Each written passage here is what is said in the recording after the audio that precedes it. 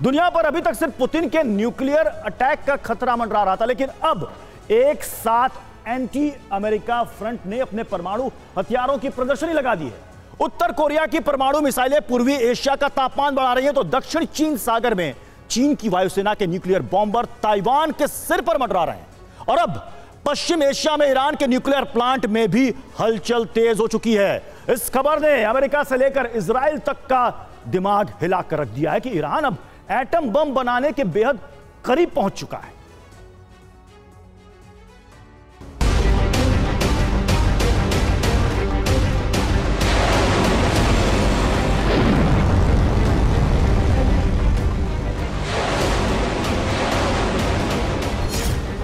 Ukraine और रूस की लड़ाई अब ऐसे मोड़ पर है जहां से महाविनाश की शुरुआत हो सकती है। अमेरिका और यूरोप के देशों ने यूक्रेन की जीत के लिए अपनी ताकत झोंक दी है और पुतिन पे फ्रीडम ऐप से सीखकर क्या आप सब्जियों की खेती करते हैं? अगर ऐसा है तो आप अपनी सब्जियों को 1 करोड़ फ्रीडम ऐप के जो ग्राहक हैं उन्हें बिना किसी खर्चे के आप उसे बेच सकते हैं। पहले दिन से साफ कर चुके हैं क्योंकि रूस कभी हारेगा नहीं।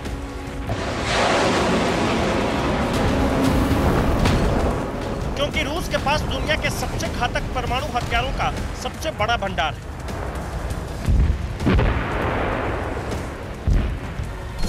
8 फरवरी 2022 क्रेमलिन, मॉस्को, रूस। राष्ट्रपति पुतिन की इस खुली चेतावनी ने ही अब तक अमेरिका और यूरोप के होश उड़ा रखे थे। रूस के परमाणु हथियारों की वजह से ही अमेरिका और यूरोप के देश यूक्रेन को लंबी दूरी की मिसाइलें और लड़ाकू विमान देने से कन्नी काट रहे थे। लेकिन अब यूक्रेन को फाइटर प्लेन देने की चर्चा शुरू हो चुकी है और इसी के साथ रूस के साथ वो तमाम देश अपने परमाणु हथियारों के साथ सामने आने लगे हैं जो अमेरिका को अपना दुश्मन मानते हैं। यूक्रेन वॉर में पहले दिन से खुलकर रूस के साथ खड़े उत्तर कोरिया के तानाशाह किम जोंग उन ने अपनी परमाणु मिसाइलों के परीक्षण की रफ्तार बढ़ा दी है। उत्तर कोरिया के निशाने पर अमेरिका के स्ट्रेटेजिक पार्टनर जापान और दक्षिण कोरिया ही है, लेकिन किम जोंग की मिसाइलों की रेंज अमेरिका तक है और किम जोंग के बारे में अमेरिका को भी मालूम है कि उनका पारा चढ़ा तो फिर परमाणु युद्ध को रोकना असंभव है।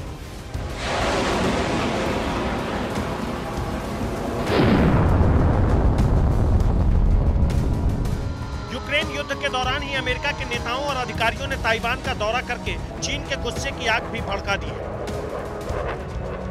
अमेरिकी अधिकारियों का दौरा खत्म होते ही चीन की वायुसेना ने ताइवान की ओर अपने लड़ाकू विमान उड़ाने शुरू कर दिए और इस बार पहली बार चीन ने ताइवान की एयरफील्ड में अपने परमाणु बॉम्बर H-6K से ड्रिल की। चीन का ये बॉम्बर 9 तरह की मिसाइलों से लैस है और इससे 12,000 किलो वजन का बम गिराया जा सकता है।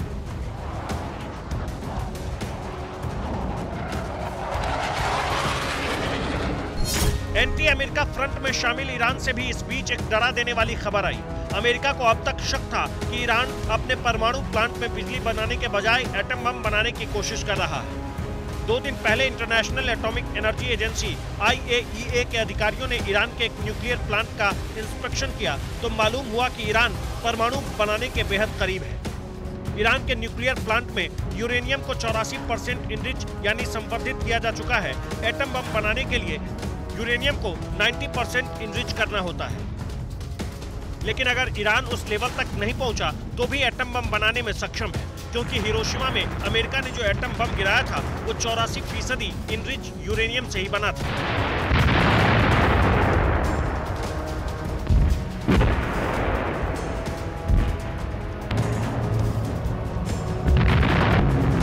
फिलहाल ईरान ने IAEA के दावे को झूठा बताया है और अब IAEA की टीम नए सिरे से जांच करने के लिए ईरान के न्यूक्लियर प्लांट का दौरा कर रही है। लेकिन ईरान के एटम बम बनाने की खबर से पश्चिम एशिया में जंग के बादल छा गए।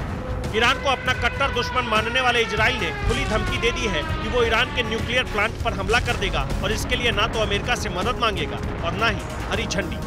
Bureau report, TV9 Bharatvarsh. Freedom app से सीखकर क्या आप सब्जियों की खेती करते हैं? अगर ऐसा है तो आप अपनी सब्जियों को 1 करोड़ फ्रीडम ऐप के जो ग्राहक हैं उन्हें बिना किसी खर्चे के आप उसे बेच सकते हैं।